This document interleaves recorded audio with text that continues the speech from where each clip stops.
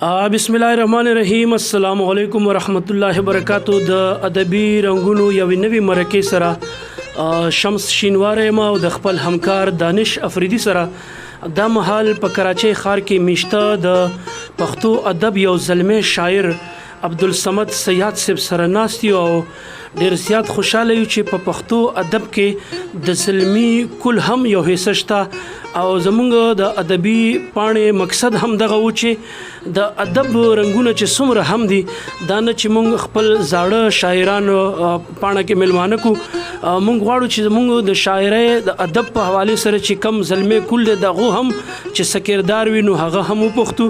نو عبدالصمد سیاد صاحب سره ناست یو او د هغه نه به د هغه د ژوند پیژندګلو پوښتو چې هغه ژوند څنګه روان دی او خپل تعارف چې هغه موږ سره وکړي. شمس بھائی تاسو ډېره مننه کوم چې تاسو راغله موږ ته مو خپل قیمتي وخت راکړه او موږ سره دلته دوره ستړي مو وکړله او موږ دپاره مو دوره تکلیف وکړه او باقي تعارف چې دا تعارف زما زه ژواکی در ادمخیل کوم بوړ علي خیل نه تعلق لرم. ډیره زیاته مننه عبدالصمد سیاد صاحب. تعلیم مو څومره کړی دی او ژوند مو څنګه تیریږي؟ تعلیم خو مو جی اتمه پورې کړی دی او ژوند ښه ده الحمدلله، ښه سور کې روان دی.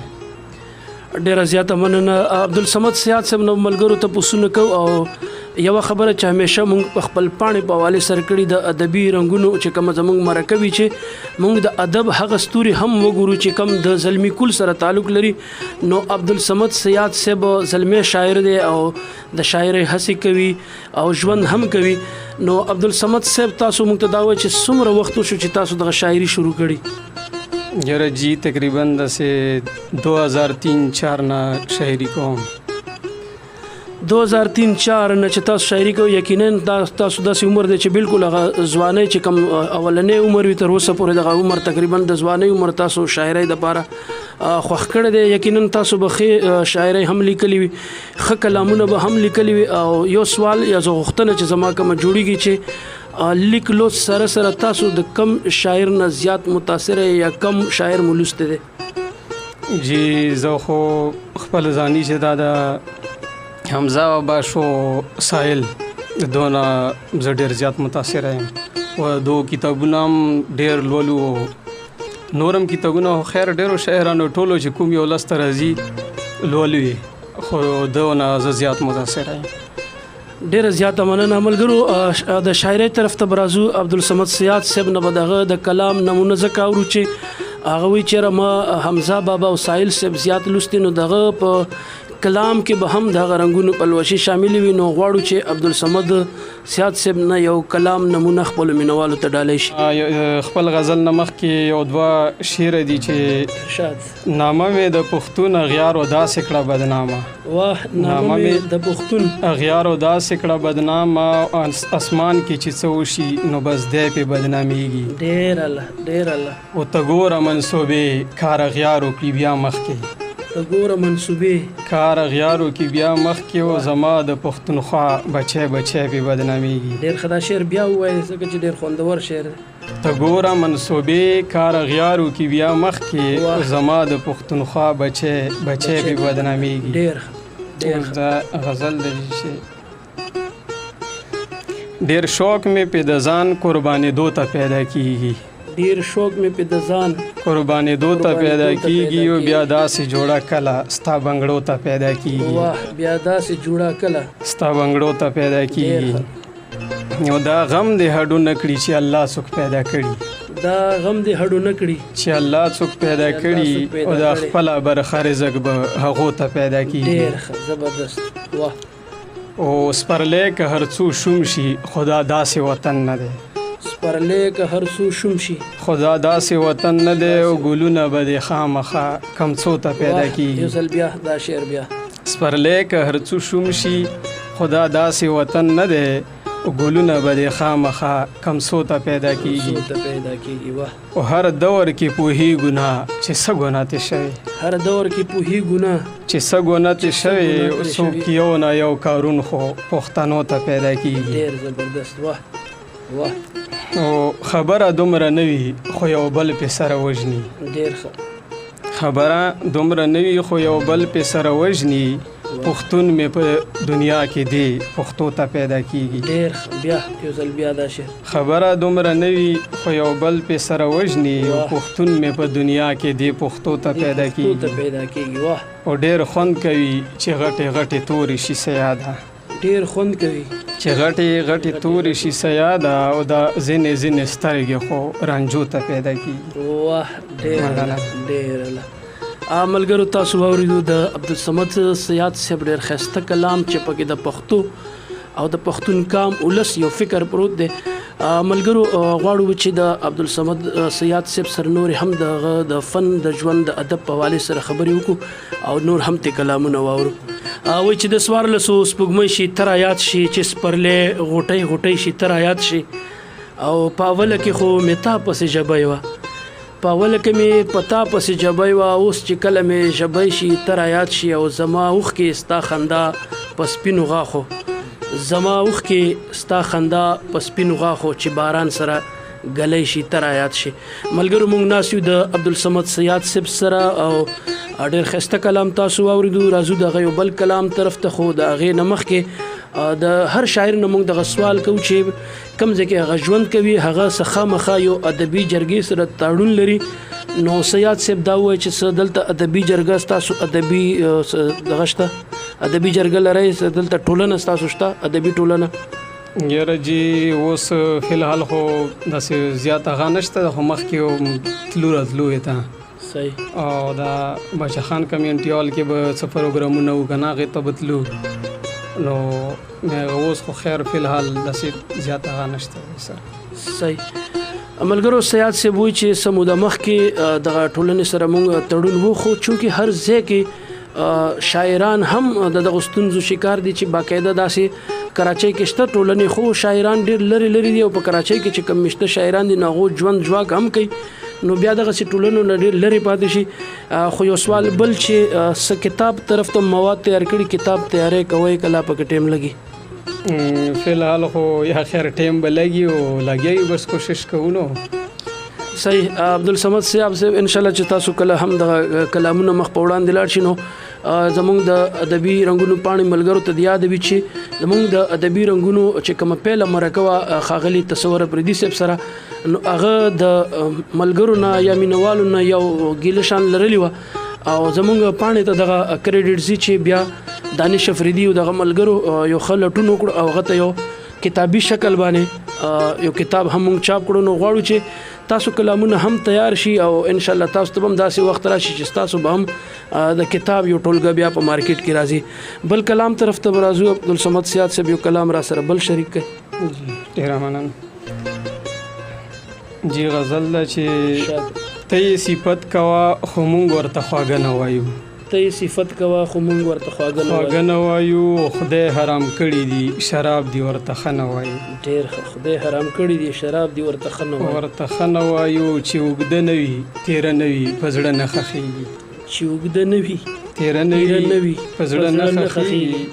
په خپل کتاب کې ورته مونږ هډو باڼه نه وایو. ډېر ښه. واه. او دا غیبت نه دی ولې دا غیبت کې نه راځي څه. دا غیبت نه دی ولې دا غیبت کې نه راځي څه چې سره کینو نو په یو بل پسې څه نه وایو. یو ځل بیا د معاشرې عکاسي کوي دغه شعر. دا غیبت نه دی ولې دا غیبت کې نه راځي څه چې سره کینو نو په یو بل پسې څه نه وایو. ډېر. او که د ګناه کار وي یو بل پسې د لاسه نیسو. که د ګناه کار وي یو بل پسې د لاسه نیسو. خو که اذان کیږي یو بل ته د مانځه نه وایو. ډېر الله. ډېر ښه. او چا چې منلی ورته هیڅ نشته یو مونږ پښتانه. ډېر ښه. چا چې منلی ورته هیڅ نشته یو مونږ پښتانه په دې قتلیږو چې ظالم ته پریخته نه وایو. ډېر ښه. واه. او چې پې د زړونو د کلونو مینه ماته نشي. چې پې د زړونو د کلونو مینه ماته نشي.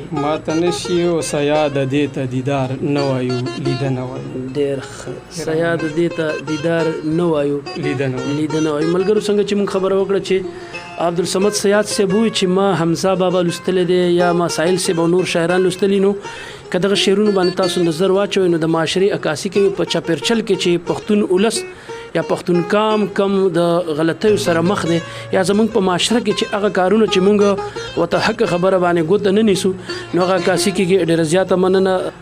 کتونکو عبدالصمد سیاد صاحب ډېر ښایسته د خپل کلام نمونې پیش کړي او د بل کلام نه مخکې مونږ غواړو چې عبدالصمد سیاد صاحب نه د یو ضروري پوښتنه چې مونږ هر مرکې کې مونږ دغه یو پوښتنه کوو چې د شاعرۍ یا د ادب په صنف کې د غزل نه علاوه نور هم صنفونه شته نو نوې نسل زیاتره غزل لیکي.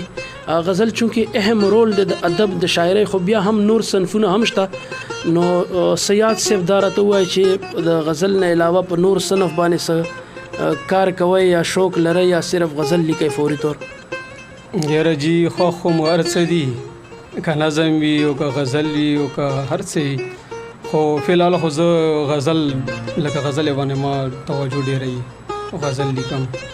صحیح. ډېره زیاته مننه. سیاد صاحب غزل لیکي او د غزل نمونې ملګرو ته مخ په وړاندې راغلي. یقینا په کلام کې دروندوالی پوخوالی او د یو ښه شاعر عکاسي پکې کېږي او د معاشرې هر اړخ یې پکې راټول کړی دی نو غواړو چې د بل کلام تلو نه مخکې د بل کلام اورېدو نه مخکې سیاد صاحب تاسو مونږ ته دا وایئ چېرې په کراچۍ کې چې کوم پښتانه مشته دي او زمونږ د پښتو چې کوم څلورم نسل دلته په ورکېدو دی څه وایي چېرې پښتون څه وکړي ځکه چې پښتو که مونږ پالو یا پښتو کوو هغې دپاره د ادب دغه هڅې ډېرې ضروري دي نو پښتون کام پښتون ولس ته خپل یو پیغام تاسو شریک کړئ. جی بس پیغام خدا ده چې پښتانه چې د کوم نوی کل دی دو ته پکار دی چې ښه تعلیم وکړي او د مورنۍ ژبه د پښتو چې دا د ماهره وي او تعلیم خو هر رنګ تعلیم پکار دی ښه ده. صحیح. او پښتو ژبې ته توجه ډېره وي چې پښتو یې رانیږي. لکه دا درته نه وایم چې نورو ژبې مه زده کوه خو د پښتون سره خبرې په پښتو کې کوه. بالکل. ملګرو بل کلام طرف ته به راځو. د عبدالصمد سیاد صاحب نه به د هغه د کلام یو بله نمونه واورو بیا به د خپل پروګرام راټولو. ډېره مننه جی. بیا هغه مسافر خو دې نږدې نه راځي کور ته بیا هغه مسافر خو دې نږدې نه راځي کور ته او کالونه پس چې هم په خوشحالۍ نه راځي کور ته. واه کالونه پس چې هم په خوشحالۍ نه راځي کور ته. ډېر ښه. او یو ځل چې سترګې پټې کړي د مرګ په لاره لاړ شي یو ځل چې سترګې پټې کړي د مرګ په لاره لاړ شي هغه خلک په ټولې زندګۍ نه راځي کور ته. واه هغه خلک په ټولې زندګۍ نه راځي کور ته. او قسم شه درته بیا چې د سپرلي نه ایثار نه شي او قسم شه درته بیا چې د سپرلي نه ایثار نه شي او دا ځلې د ګلونو خوشبویۍ نه راځي کور ته. ډېر ښه. واه. او دا د چا تصویر چې څوک ساتي د ځان سره سیاده. ډېر ښه. د چا تصویر چې څوک ساتي د ځان سره سیاده او دا پته درته شته چې په رښتې نه راځي کور ته. واه دا پته درته شته چې په رښتې نه راځي کور ته. په رښتې نه راځي کور ته او کالونه پس چې هم په خوشحالۍ نه راځي کور ته. ملګرو دا عبدالصمد سیاد صاحب چې دغه کلام ښکلي نمونې دغه د ژوند خبرې دغه د ادب دپاره هسې او ستونزې تاسو سره مونږ شریکې کړې. د روانې مرکې نه مخکې یو خصوصي پیغام چې زما فرض جوړیږي زمونږ د کراچۍ په ځمکه د پښتو یې ډېر لوی او ستر نوموړی شاعر صابر احمد صابر صاحب بیمار دی. انشاءالله ډېر زر به مونږ د هغه ملاقات ته هم زه او ټولو د ادب ملګرو ته درخواست کوم چې خپل هغه شاعران ونازوي کوم چې د پښتو ادب دپاره کار کړی. زمونږ بدقسمتي دا ده چې کله زمونږ شاعران په ځوانۍ کې وي د هغو فوم وي په جوبن کې وي نو هر سړی ورته واه واه کوي خو که کله بیمار شي او کله په هسپتال کې وي بیا هېڅوک د هغه د تپوس یا د هغه د خرچې یا د هغه د بچو تپوس د هېڅوک کم نه ځي.